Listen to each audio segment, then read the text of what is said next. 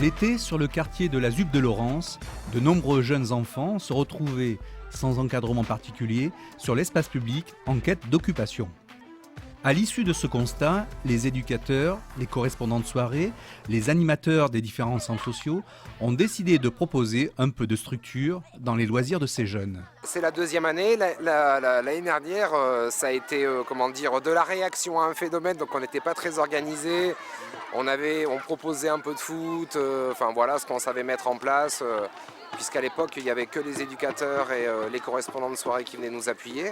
Et cette année, en fait, on a travaillé tous en partenariat avec les animateurs qui, eux, ont des compétences pour amener des choses. C'est leur job.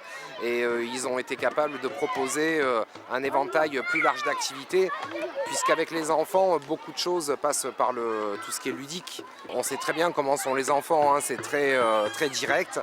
Et on s'est dit qu'il était intéressant que des adultes bienveillants évoluent autour d'eux, leur apprennent des choses, leur montrent des choses et leur transmettent aussi des valeurs éducatives et des connaissances, savoir vivre ensemble, des choses comme ça. De toute façon, les enfants sont dehors. Donc l'idée, c'est d'être avec eux et de leur donner la possibilité de s'inscrire au centre de loisirs si c'est le choix des parents, de rencontrer d'autres structures, d'autres enfants. La présence des clubs et associations de quartier était importante pour soutenir cette action. Notre rôle, c'est d'accompagner l'enfant dans son espace. On a fait venir l'association Lire et faire lire les mardis et les mercredis. Ils venaient 1 heure pour faire partager leur jouet, leur bonheur de lire. Il y a eu aussi les espaces verts qui ont proposé des temps d'animation. Il y a le cirque avec les enfants terribles, la capoeira, il y a le rugby. Très sympa dans la démarche, c'est que nous on a l'habitude, moi depuis tout petit j'ai l'habitude de pratiquer le rugby sur un terrain engazonné. Et là on est au milieu de la cité avec tous les immeubles, avec les fenêtres ouvertes aux côtés qui nous regardent. Et on se rend compte que pour mettre en place 2-3 ateliers, il ne faut pas énormément de place. Et puis les enfants s'amusent et c'est plutôt pas mal. Le centre social du Chapeau Magique qui nous a proposé de participer. Et je sais qu'il y a plusieurs sports. Il y a le judo qui était là une fois. Il y a la capoeira qui est là ce soir normalement. Donc ils nous ont proposé. Nous on est une toute nouvelle école de rugby. Donc on s'est dit ça nous permet aussi de toucher un public qu'on a un petit peu de mal à toucher. Et puis on voit que ça fonctionne parce qu'il y a 30 jeunes ou peut-être même un peu plus qui sont derrière en train de s'entraîner, c'est chouette. Donc il y en a un qui est au rugby, donc je suis un petit peu au rugby. Il y en a un qui est là dans la truc de magie. Donc j'essaie d'être là, ils sont contents. Pour clôturer ces 2 mois d'activité, un grand après-midi de jeu a été organisé avec les associations participantes.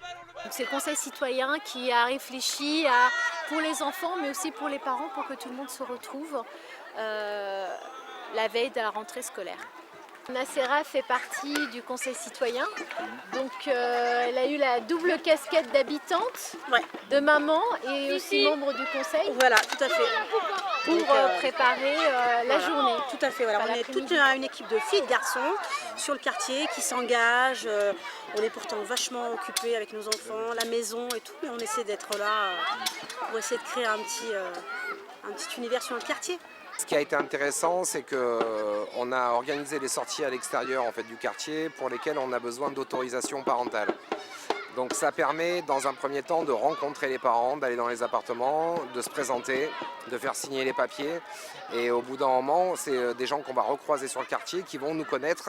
Et au fur et à mesure, alors le top du top, ça serait que les professionnels se mêlent aux parents pour investir les lieux et encadrer les enfants. Donc on va dire que le N+1 là, c'est maintenant de se débrouiller pour que les parents s'investissent encore plus dans cette action. Mais on a déjà eu des progrès cette année. Je pense que c'est une histoire d'apprendre à se connaître et une histoire d'habitude aussi.